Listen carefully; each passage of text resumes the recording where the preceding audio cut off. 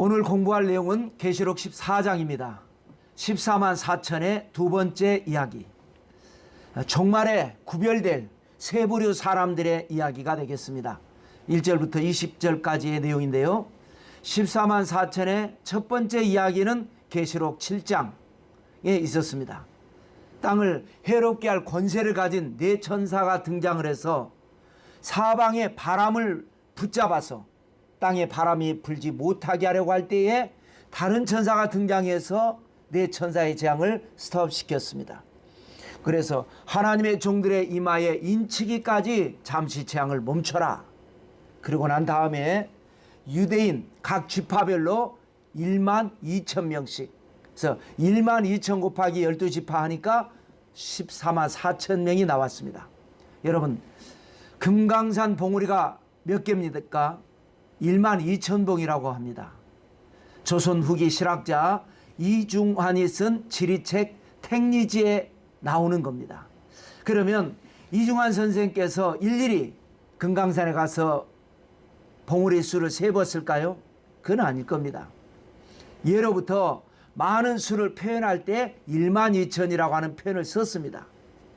민수기에서 두 번의 인구조사가 있었습니다. 1차 때는 가장 12지파 중에 많은 지파가 유다 지파였습니다. 7만 4,600명이었고 가장 숫자가 적은 지파는 베냐민 지파 3만 5,400명이었습니다. 그런데 이제 40년 세월이 지나서 2차 인구조사를 했을 때에 가장 많은 지파는 요셉 지파였습니다. 물론 이제 므낫세 지파와 에브라임 지파로 나눠졌지만 요셉 지파가 8만 5,200명이었습니다. 그리고 가장 적은 지파는 1차 때는 베냐민이었는데 2차 때는 시몬 지파 2만 2,200명이었습니다. 하나님 보시기에 올바르고 그리고 본인들 스스로가 관리를 잘하면 번성을 했고 올바르지 않고 관리를 잘 못하면 축소가 됐습니다. 이것이 바로 성경의 교훈입니다. 그런데 이제 마지막 때 유대인들을 이제 구원하는 하는 데 있어서 12지파 공이 똑같이 1만 2천 명이 됩니다. 그래서 14만 4천을 이룬다. 그래서 숫자는 많은 영혼을 구원하시는 하나님의 어떤 상징적인 숫자다. 이런 말씀을 드린 적이 있었죠. 계시록 7장 공부할 때. 오늘 이제 계시록 14장의 14만 4천은 뭐냐? 계시록 7장의 14만 4천과는 다른 사람들입니다. 먼저 도표로 보실까요? 세 개의 이미지가 있습니다. 영적인 추수의 결과물을 표현한 것입니다. 첫 번째 그림은 뭡니까? 탐스러운 복숭아입니다. 4절 말씀에 처음 익은 열매라고 하는 말씀이 나오는데 처음 익은 열매, 첫 열매, 아주 잘 익은 열매, 좋은 열매, 이것을 복숭아 이미지로 표현을 한 것입니다. 그 다음에 이제 두 번째 그림은 벼이삭인데요. 15절에 보면 땅에 익은 곡식이라고 하는 표현이 나옵니다. 그 땅에 익은 곡식을 벼이삭으로 표현한 겁니다. 그 다음에 이제 세 번째는 포도 열매입니다. 포도를 거두어서 하나님의 진노의 포도주 틀에 던지라 라고 하는 말씀이 있어서 그렇게 포도로 표현을 해봤습니다. 자, 포도주 틀에 던진다라는 말씀이 19절 말씀인데 이것이 이제 바로 계시록 14장 내용에 나오는 세 부류의 사람들입니다. 이것이 뭡니까? 상급 구원, 중급 구원, 하급 구원. 이게 표현인 겁니다. 예수 그리스도를 믿음으로 말미암아 구원을 받습니다. 기독교 신앙의 절대적인 진리입니다. 그런데 사람마다 성격이나 행실이 천차만별이듯이 믿음도 천차만별입니다. 성숙한 신앙이 있는가 하면 어린아이 신앙이 있습니다. 그래서 신앙에 따라서 구원의 레벨이 달라집니다. 누구든지 예수님을 믿어서 구원받는 건 똑같지만 구원의 레벨은 다르다는 겁니다. 평생 예수님 잘 믿은 신앙과 예수님 우편 강도가 똑같이 구원받고 똑같이 구원의 레벨이 같다면 여러분 이것은 잘못된 것 아니겠습니까? 오늘 계시록 14장의 내용의 이제 구성을 7가지로 살펴보겠습니다. 먼저는 설명한 대로 상급 구원, 중급 구원, 하급 구원. 자, 그 다음에 이렇게 세 가지 구원과 그 사이에 네 가지 음성이 나옵니다.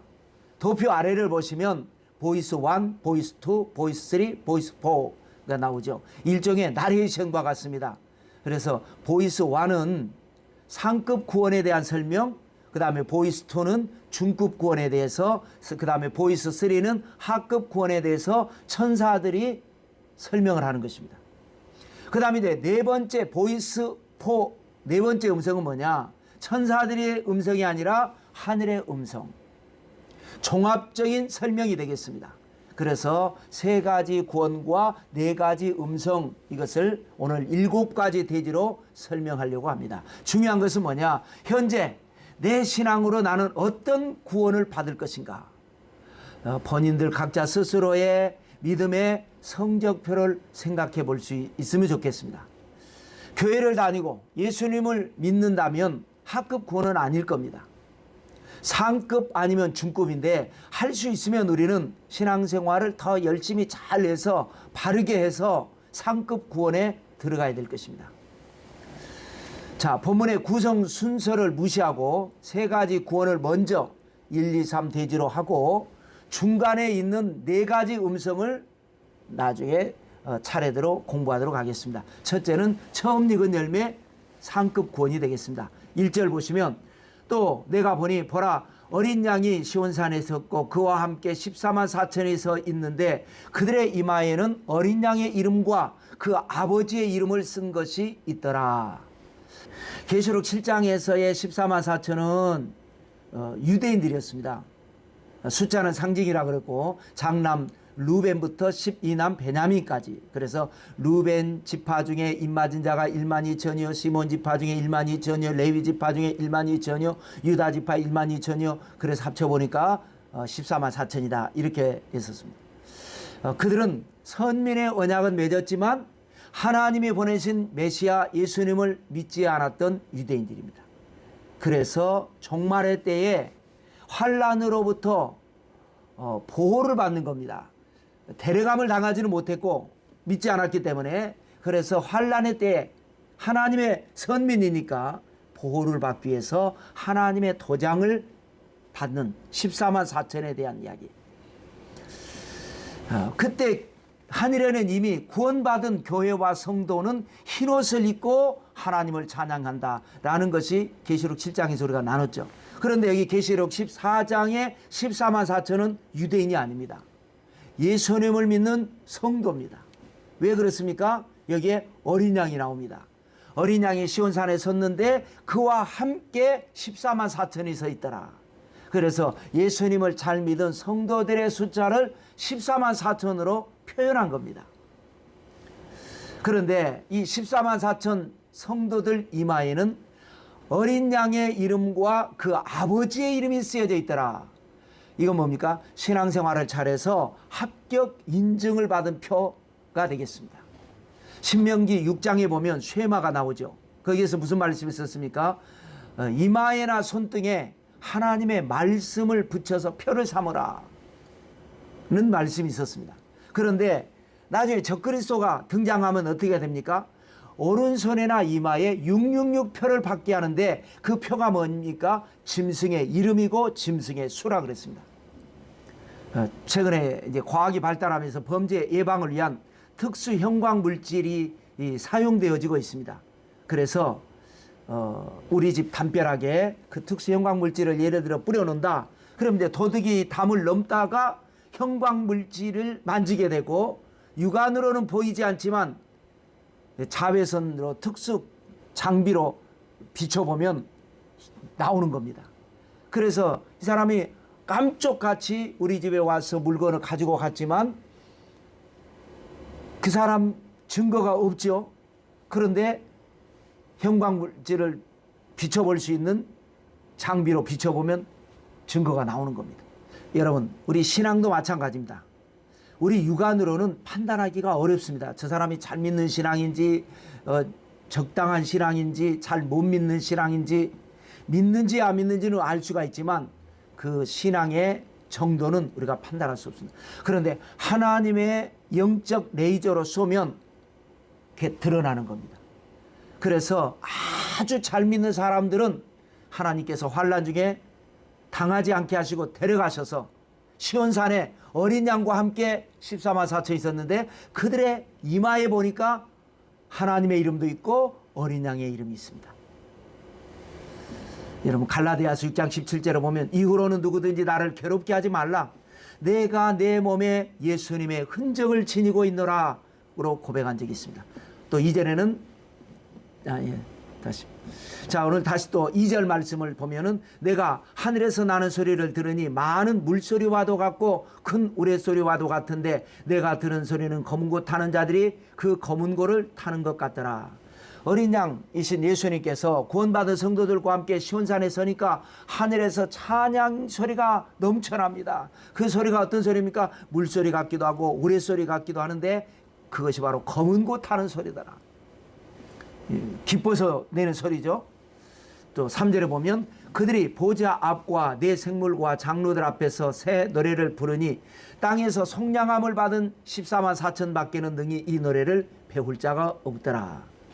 천사들의 검은 고 반주에 맞춰 가지고 구원받은 14만 4천 환난이 오기 전에 데려감을 당한 성도들이 새 노래를 부릅니다. 여러분 예수님을 믿었으면 새 노래를 불러야 합니다. 옛날 노래 부르면 안 됩니다.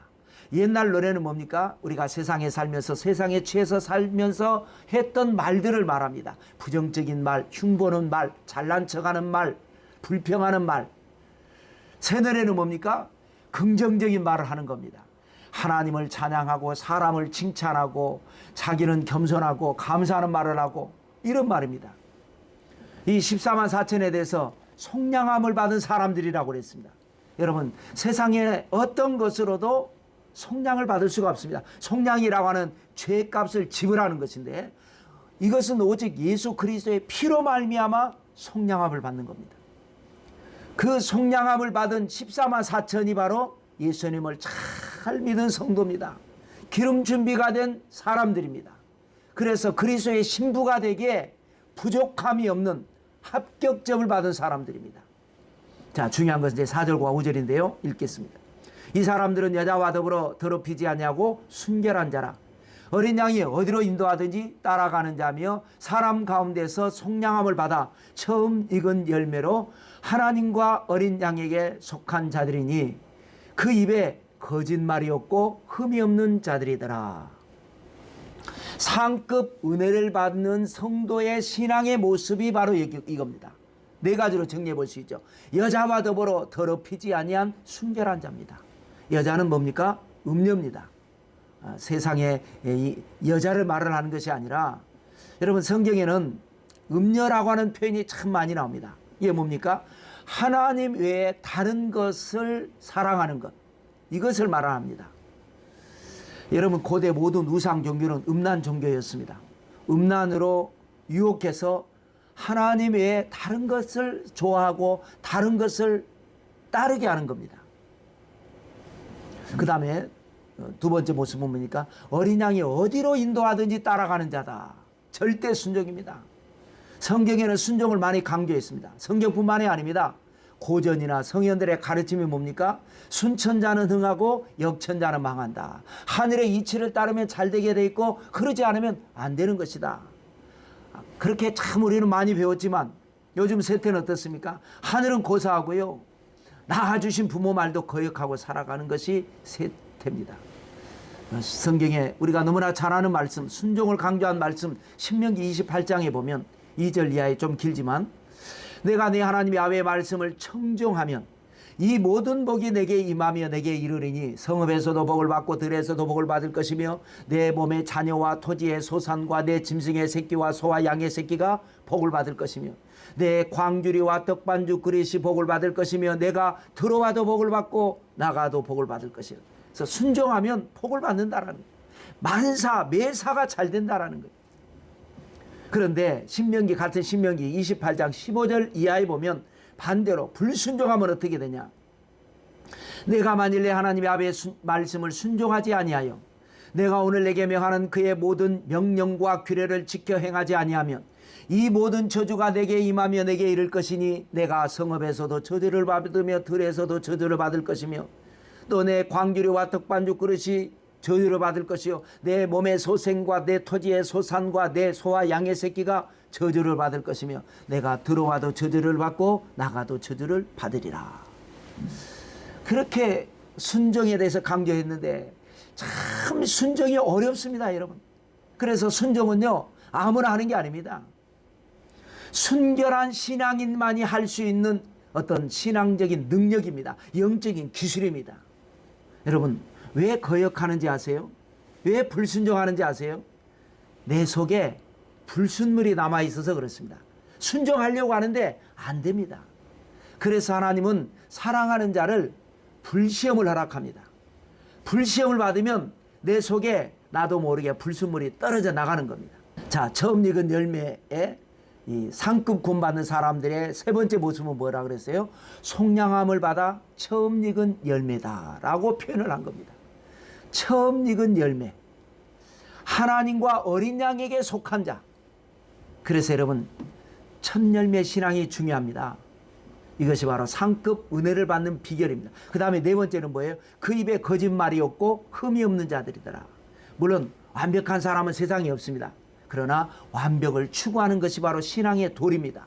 하나님 뜻대로 살려고 하고 말씀대로 살려고 몸부림치고 발버둥하고 그렇게 안 되니까 회개하고 늘 하나님 앞에 기도하는 사람. 이것이 바로 상급 구원받는 성도의 모습이라는 겁니다. 여러분 모두가 이렇게 되시기를 주님의 이름으로 축원합니다. 자, 두 번째로는 땅에 익은 곡식, 중급 구원받는 성도의 모습입니다. 자, 지금 우리는 이제 5절까지 공부하고 14절로 뚝 넘어왔습니다. 주제별로 이해하기 위해서 가운데 보이스 네 가지 음성은 이제 뒤로 가서 공부하기로 하고요. 자, 14절 보면 또 내가 보니 흰 구름이 있고 구름 위에 인자와 같은 이가 앉으셨는데 그 머리에는 금면류관이 있고 그 손에는 예리한 낫을 가졌더라. 구름 위에 앉으신 인자 같은 이 예수님입니다. 구름을 창조하신 하나님의 누가 감히 구름 위에 앉을 수가 있겠습니까? 또 머리에 금면류관을 썼다. 면류관은 승리고요. 예수님께서 십자가에서 승리하셨지 않습니까? 그거를 표현한 겁니다. 그런데 면류관이 어떤 면류관이에요? 금면류관입니다. 금은 변하지 않는 걸 의미합니다. 세상에서의 승리자는 지금 승리했다고 영원한 승리가 아닙니다. 다음에는 패배할 수가 있습니다. 그러나 예수님의 승리는 영원한 승리다는 거예요. 또 중요한 건 뭐냐? 예수님의 손에 예리한 낫이 있습니다. 낫은 뭡니까?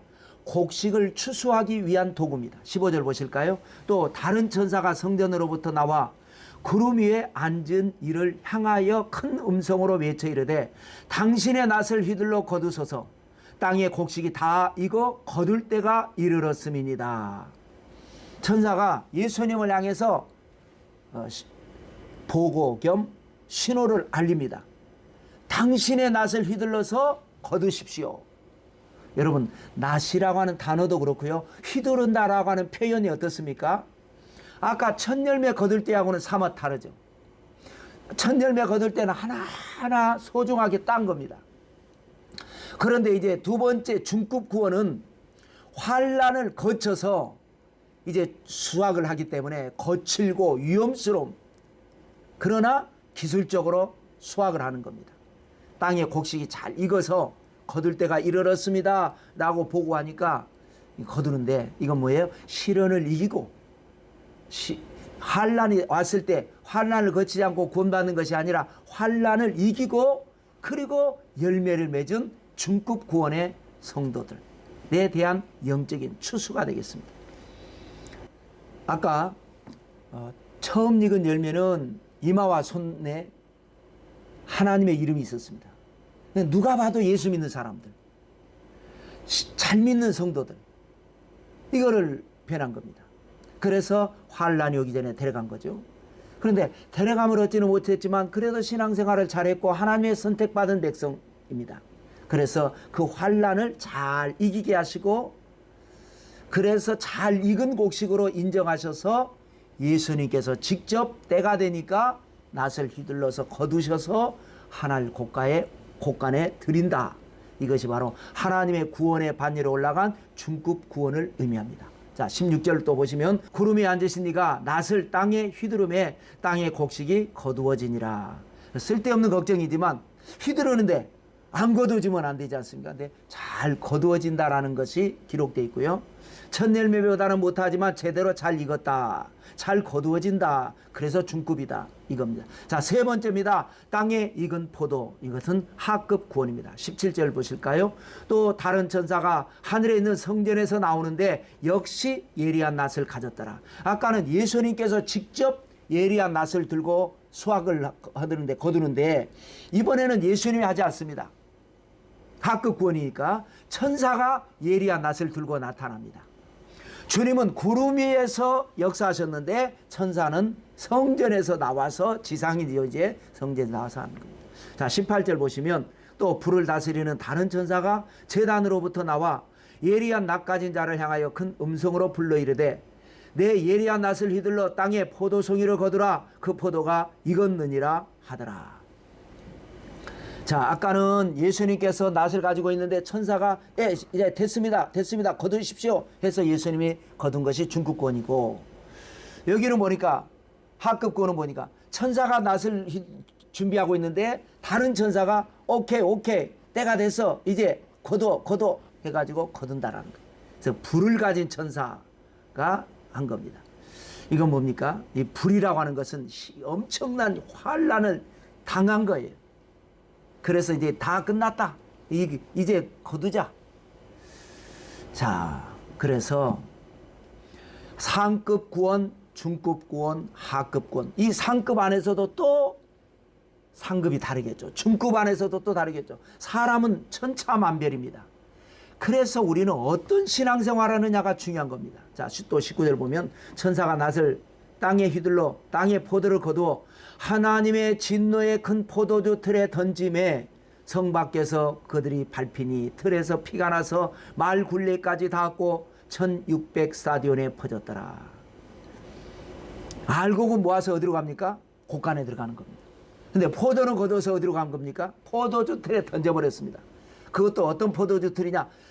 하나님의 진노의 포도주 틀입니다. 거기에 들어가면 어떻게 합니까? 이제 일꾼들이 들어가서 막 발로 밟습니다. 밟으면 어떻게 돼요? 즙이 나오죠. 그런데 주변에 막 붉은색 즙이 튑니다. 이게 마치 사람의 피로 보이기 때문에 그렇게 표현한 겁니다. 하급 구원을 포도주 수확으로 그렇게 표현한 겁니다. 자, 그런데 이 피가 1600 스타디온에 퍼지더라. 스타디온은 올림픽 경기장을 스타디움이라고 그러죠. 과거 그리스 시대의 운동장 길이가 185m였기 때문에 한 스타디온은 185m입니다. 그래서 1600 곱하기 185를 하면은 거의 300kg가 나옵니다. 그러니까 엄청난 환란이 튀어서 300kg까지 피가 튈 정도의 그런 환란을 거친 사람들을 수확해서 구원하시는 하나님. 하급 구원입니다. 그건 제가 붙인 겁니다. 상급, 중급, 하급이라는 건 제가 붙인 겁니다. 그렇게 이왕 구원받을 바에 예수님 잘 믿어서 환란을 거치지 않고 구원받아야 되는데 그런 믿음이 없는 경우가 그렇습니다. 여러분, 과거에 구약 성경에 보면 남한국 유다가 멸망했을 때 어땠습니까?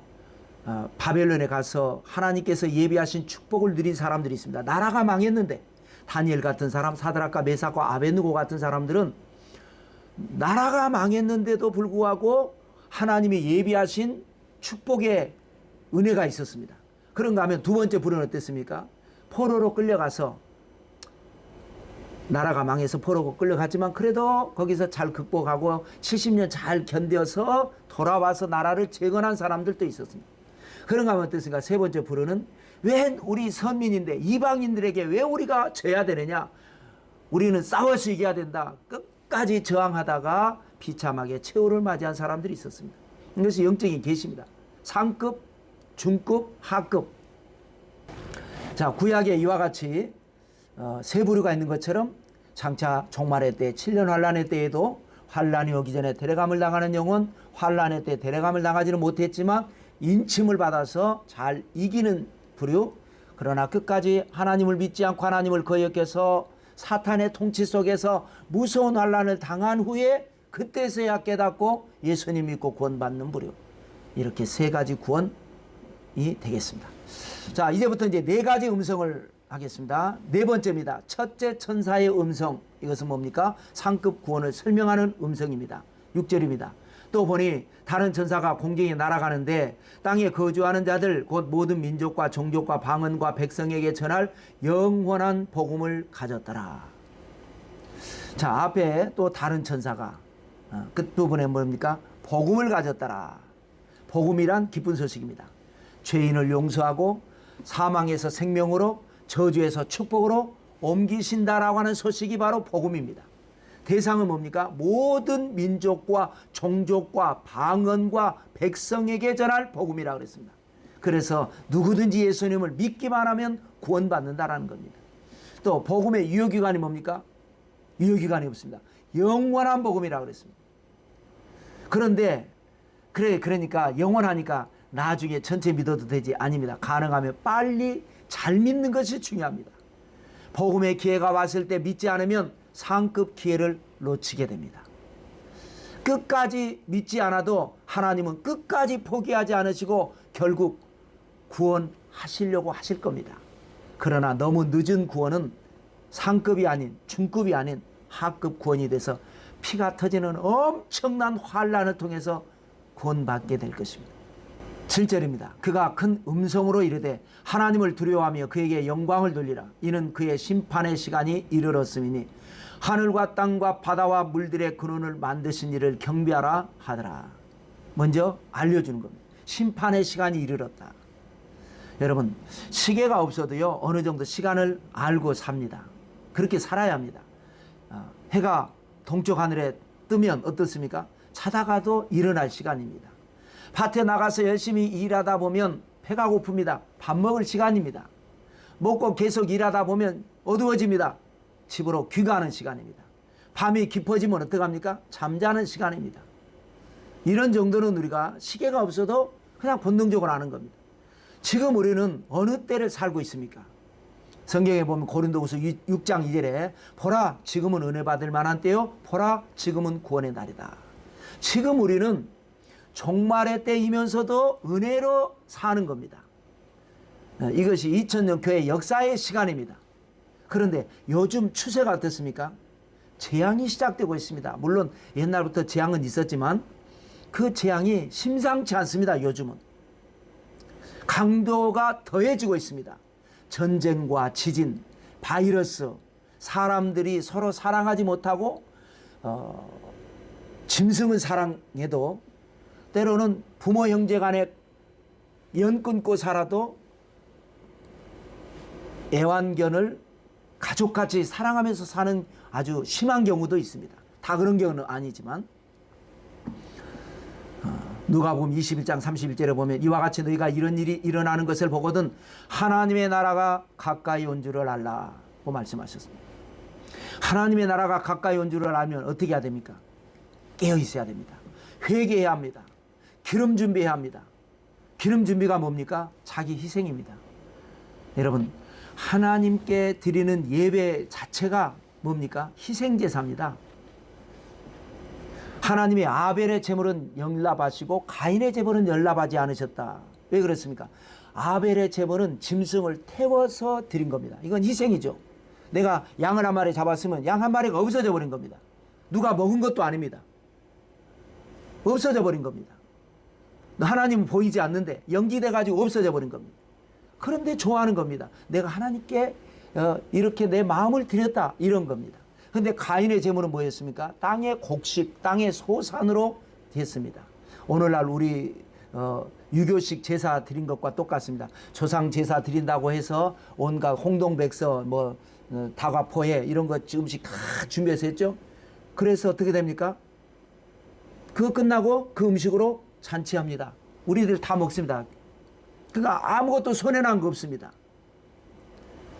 그러니까 예배는 뭐냐? 희생제사입니다. 내 것을 손해봐서 하나님 앞에 내 마음을 표현하는 겁니다. 세상 살아가는 신앙인의 삶의 방식이 뭐냐? 희생적, 헌신적, 봉사의 삶이 되어야 그것이 하나님 앞에 아름다운 상급이 된다는 겁니다. 여러분, 국가가 위기 속에서도 존속이 되고 발전할 수 있는 것은 나라가 어려울 때 자기를 희생하신 영웅들 덕분입니다. 독립운동을 하신 분이라든지 어려울 때 국가를 지킨 분들 때문에 이 나라가 지켜져 있는 겁니다. 사회도 마찬가지입니다. 모든 사람이 이기적으로 자기 욕심만 채운다면 서로 물고 찢고 싸우게 되고 삶이 황폐하게 될 것이고 그렇게 됩니다. 희생과 양보가 공동체를 더욱 편안하게 하고 번영하게 하는 것. 이것이 바로 성경이 말씀하시는 천국의 원리입니다. 그러므로 우리 신앙도 먼저 그의 나라와 그의 의를 구하는 신앙. 왜 내 욕심이 없겠습니까? 그런데 먼저 우선순위를 하나님을 생각하고 이웃을 생각하는 신앙. 세상을 버리고 신앙을 선택하고 인본주의를 버리고 신본주의를 선택하는 것. 그래서 빛과 소금으로 사는 것. 그래서 여러분, 신앙인들은 시험 들었다고 원망불평해서는 안 됩니다. 그런 시험이 있다고 성경이 말씀하셨어요. 그래서 시험을 이기라고 말씀하셨어요. 넉넉한 믿음으로 내가 손해보고 내가 억울하고 내가 힘들었던 것 하나님께서 다 보상해 주시고 갚아주시고 상급 주실 것을 믿고 시험을 참고 이겨야 합니다. 근데 물론 알면서도 잘 안 됩니다. 그래서 본문의 천사가 두 가지를 권면합니다. 하나는 뭐냐? 하나님을 두려워하라, 경외신앙. 또 하나는 뭡니까? 하나님께 경배하라, 예배신앙입니다. 복음을 먼저 받아들인 성도들의 좋은 점과 나쁜 점이 있습니다. 나쁜 점은 뭡니까? 안 믿는 사람과 비교해서 영적인 자만심을 갖기가 쉽습니다. 아유, 저 사람들은 안 믿어. 나는 믿어. 그게 단점이 될 수가 있습니다. 좋은 점은 뭐냐? 먼저 믿었기 때문에 잘 믿는다면 상급 은혜를 받을 확률이 높습니다. 시험을 잘 이기고 헌신하고 진리를 알고 미래에 일어날 일을 깨달았기 때문에 지금 힘들어도 영원한 구원과 영원한 축복을 생각하면서 참고 모든 것을 참으며 모든 것을 믿으며 모든 것을 바라며 모든 걸 견디는 신앙, 이게 사랑의 신앙입니다. 그런데 나는 먼저 믿었고 안 믿는 사람 천지인데 나는 뭐 특별한, 물론 하나님의 은혜는 받지만 느긋한 신앙으로 마치 토끼가 거북이가 못 따라오는 거 보고 낮잠 자는 것처럼 제대로 믿지 않고 참된 예배 드리지 않고 마당만 밟고 가고 그렇게 된다면 이건 오히려 먼저 믿은 신앙이 잘못되는 겁니다. 신앙생활은 여러분 동아리 활동하듯이 하면 안 됩니다. 우리 신앙의 자세를 바르게 해야 합니다. 운동선수 어떻습니까? 야구선수는 타격 폼을 고치기 위해서 부단한 노력을 합니다. 홈런을 잘 때리던 선수가 폼이 흐트러지면 그 다음부터 홈런이 안 나옵니다. 신앙인은 예배 드리는 자세를 늘 수정을 해야 합니다. 더 참된 신앙으로, 더 열심의 신앙으로, 더 올바른 신앙으로. 그럴 때에 상급 은혜를 받고 환난이 오기 전에 데려감을 당한다라고 첫째 천사가 설명한 겁니다. 자, 다섯 번째는 둘째 천사의 음성인데 중국권을 설명하는 것입니다. 중국권은 환난 때에 데려감을 당하지는 못했습니다. 그런데 환난의 시대를 살면서 환난을 이기게 하시는 보호 도장을 받는 것. 8절입니다. 또 다른 천사고 둘째가 그 뒤를 따라 말하되 무너졌도다 무너졌도다 큰 성 바벨론이여 모든 나라에게 그의 음행으로 말미암아 진노의 포도주를 먹이던 자로다 하더라. 자, 이제 세상이 이제 무너지기 시작한다라는 거예요. 큰 성 바벨론. 바벨론은 여러분 하나님께서 세우신 4대 제국이 있습니다. 그 첫 번째 제국이 바로 바벨론이었습니다. 바벨론은 인류 최초의 사냥꾼 니무롯이 쌓은 바벨탑과 무관하지 않습니다. 이건 뭡니까? 하나님을 대적하는 거였습니다. 그래서 이제 나중에 계시록 18장에 가면 바벨론 심판에 대한 나오는데 이 최후의 심판은 바벨론 심판입니다. 무너졌도다 무너졌도다 큰 성 바벨론이요. 예수님 믿으면서 여러분 세속에도 관심 많은 성도들이 이 말씀을 통해서 경각심을 가져야 됩니다. 우리는 세상에 살면서 우리도 어떻게 하면 돈도 더 많이 벌고 어떻게 하면 더 출세하고 어떻게 하면 성공할 수 있겠나 하지만 그러나 이 세상 권세는 다 무너질 것입니다. 그렇다고 해서 우리가 세상을 여러분 떠날 수는 없습니다. 뱀처럼 지혜롭게 살지만 그러나 세상의 유혹에 빠지면 안 됩니다. 세상을 우리는 다스리면서 비둘기처럼 순결하게 살기 위해서 깨어 있어라. 이 말씀을 하고 싶은 것입니다. 근성 바벨론은 어떤 역할을 했습니까? 모든 사람들을 음행하게 한 겁니다. 영적인 음행입니다. 출세하기 위해서, 성공하기 위해서, 돈 벌기 위해서 하나님보다 세상을 더 따라가게 하는 영적인 음행. 그래서 이 바벨론이라고 하는 건 뭡니까? 문명입니다. 문명. 문명은 뭡니까? 인류의 삶을 편리하게 해줬습니다. 풍요롭게 해줬습니다. 그런데 문명은 지나친 경쟁 관계를 만들었습니다. 서로 사랑하지 않고 서로 다투게 했습니다. 그래서 전쟁이 일어나는 겁니다. 문명은 하나님 없이도 안전하고 하나님 없이도 평안한 겁니다. 그렇게 착각하게 만든 겁니다. 그래서 물질에 빠지게 되고 하나님을 잃어버리게 되고 분별력을 잃어버리게 되고 사탄을 숭배하게 되는. 그래서 예수님 잘 믿다가도 바벨론 함정에 빠지면 신앙의 열정이 사라지고 영적인 우선순위가 바뀝니다. 은혜 받고 감사하는 신앙이 아니라 원망하고 불평하는 신앙이 되기가 쉽습니다. 그래서 데려감을 얻지 못했다라는 거예요. 잘 믿었는데 세속에 빠지면서 유혹에 빠지면서 깊은 하나님과의 관계가 느슨해지면서 데려감을 얻지 못한 거예요. 그런데 그동안의 신앙의 여지가 있었기 때문에 하나님께서 불같은 능력으로 환난에 남겨진 자들을 지키셔서 환난을 이기게 하신다는 겁니다. 그래서 하나님의 능력을 받고 환난에 남겨졌지만 그 능력으로 세상과 싸워서 영적인 전쟁을 해서 바벨론을 무너뜨리고 믿음으로 승리한다. 이것이 바로 중급 구원에 대한 설명이었습니다. 자, 여섯 번째, 셋째 천사의 음성, 하급 구원을 설명하는 말씀입니다. 자, 먼저 세 천사들의 음성의 분량을 분석을 해보면 상급 구원에 대한 설명, 첫째 천사는 두 계절입니다. 6절, 7절로 설명했습니다. 잘 하고 있기 때문에 한 두 마디 정도로 설명한 겁니다. 중급 은혜는 한 계절, 8절이었습니다. 참된 신앙과 세속 사이에서 고민하는 사람, 말할 필요가 없습니다. 본인이 알면서 결단을 내리지 못하는 것이기 때문에 한마디로 임팩트 있게 설명한 겁니다. 그런데 하급은 4계절입니다. 9절로 12절입니다. 안타까워서 구구절절 설명하는 겁니다.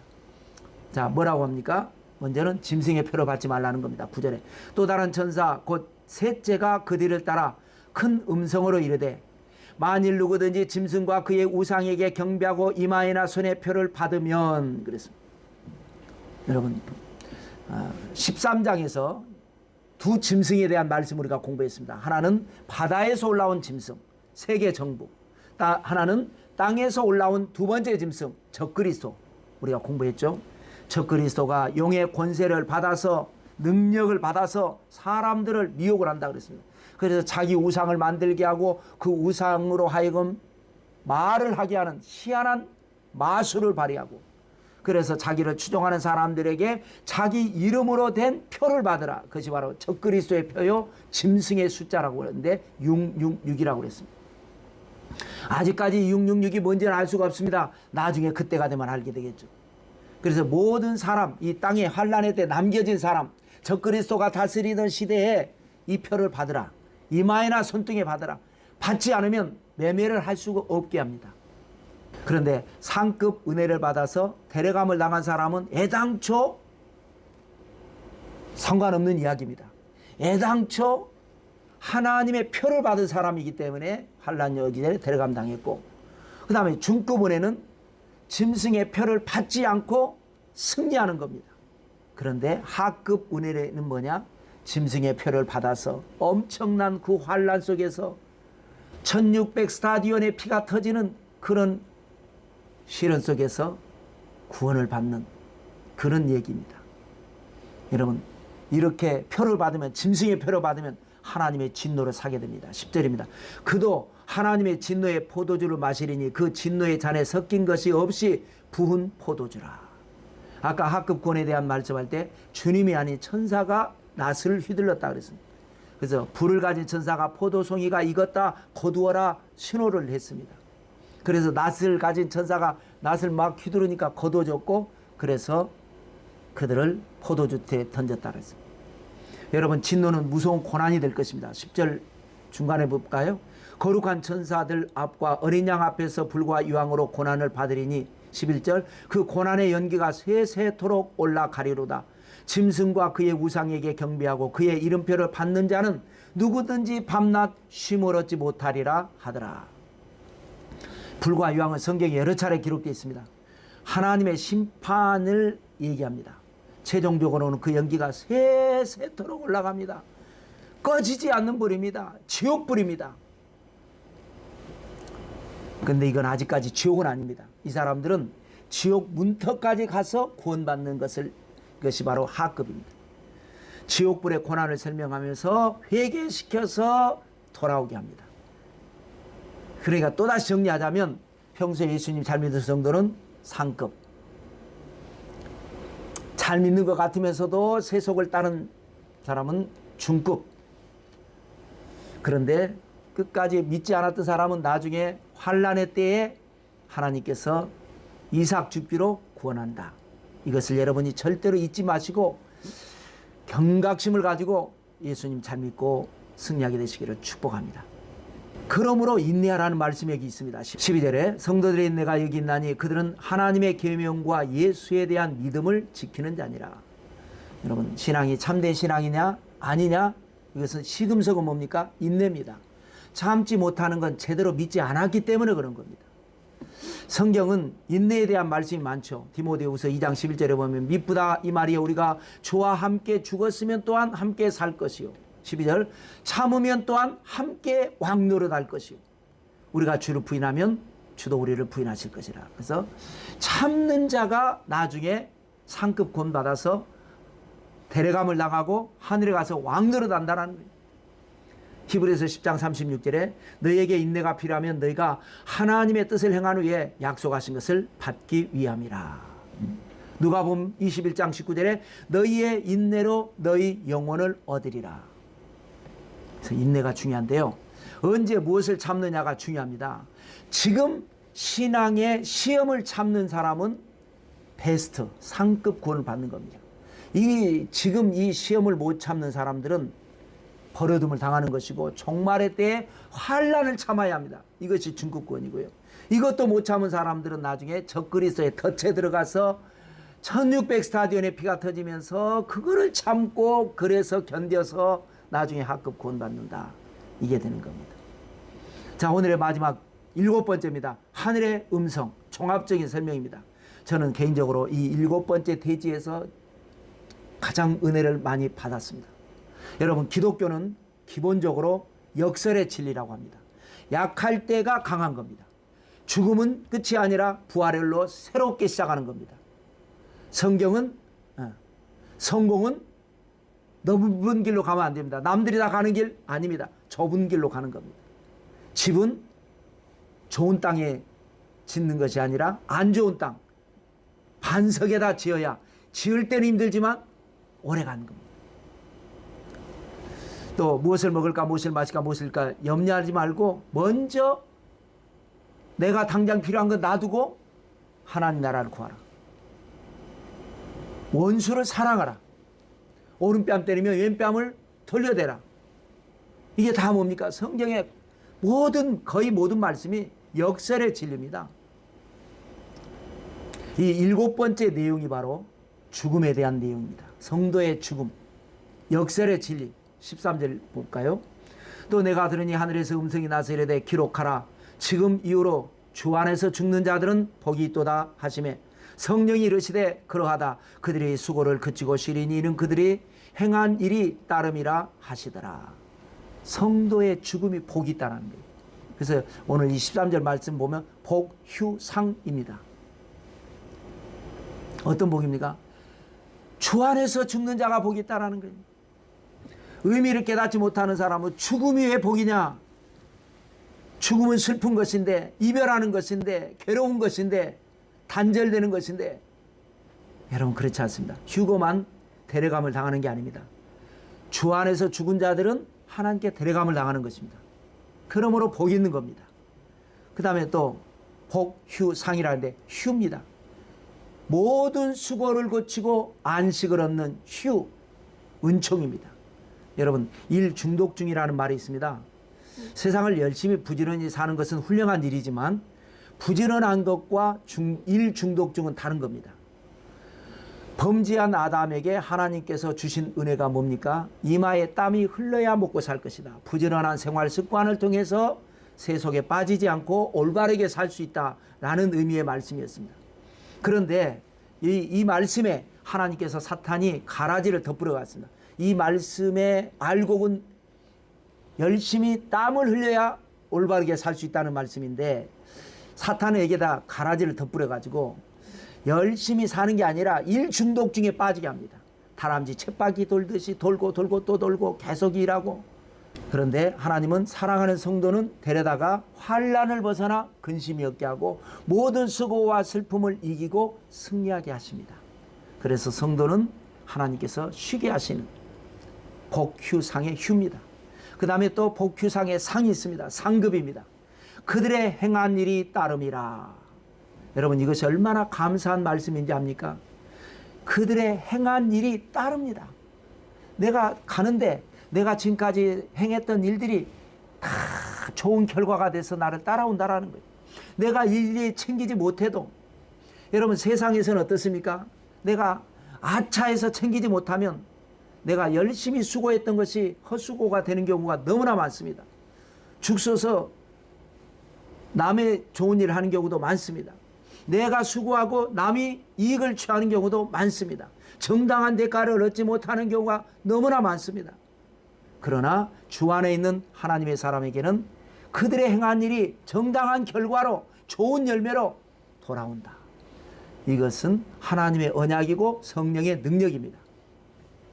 그러므로 여러분, 우리는 이 하나님의 은혜를 붙들고 하나님 잘 믿는 신앙으로 하나님의 구원 중에 상급 구원을 받아서 환난이 오기 전에 데려감을 당하는 여러분 모두가 되셔서 기적의 주인공들이 되시기를 성부와 성자와 성령의 이름으로 축원합니다. 할렐루야.